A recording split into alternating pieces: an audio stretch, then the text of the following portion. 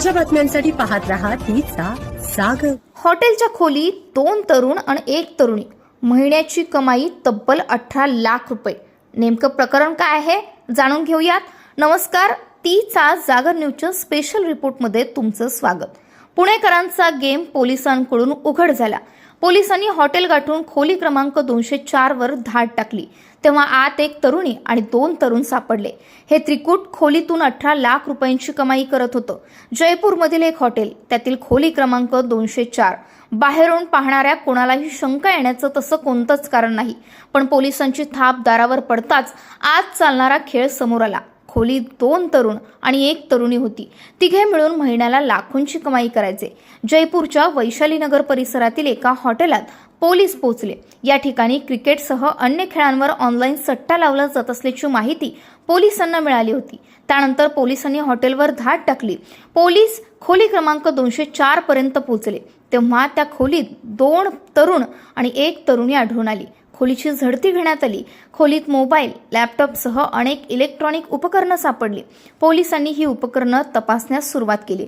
प्राथमिक तपासातून खोली क्रमांक 4 मधून जवळपास 6 लाख रुपयांच्या व्यवहारांचा हिशोब मिळाला।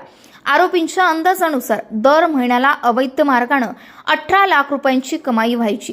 क्रिकेट आणि अन्य खेळांवर ऑनलाईन पैसे लावले जायचे, म्हणजे मैदानात सामने सुरू असायचे आणि हॉटेलच्या खोलीत बसून हे त्रिकूट सामन्यांच्या निकालावर सट्टा लावण्याचं काम करायचं। पोलिसांना हॉटेलच्या खोलीत 2 लॅपटॉप आणि 5 मोबाईल सापडले। पोलिसांनी सापडलेली उपकरणं तपासाच्या दृष्टीने महत्त्वाची आहेत। पोलीस यातला डेटा शोधून काढत आहेत। सट्टेबाजीचं नेटवर्क कसं चालायचं आणि त्याची व्याप्ती कुठपर्यंत होती याची माहिती उपकरणामधील माहितीमधून उघड होणार। पोलिसांनी पकडलेल्या 3 आरोपींची ओळख पटली।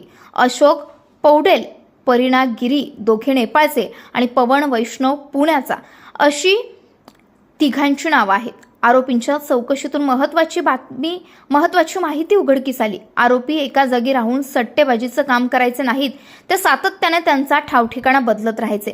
जयपूरच्या हॉटेलमधील खोली आरोपी त्रिकुटाची तात्पुरती सोय होती। याआधी ते कुठे कुठे मुक्कामी होते, त्यांच्या संपर्कात नेमकं कोण कोण आणि हा पैसा नेमका कुठे जायचा याचा शोध पोलीस घेत आहेत।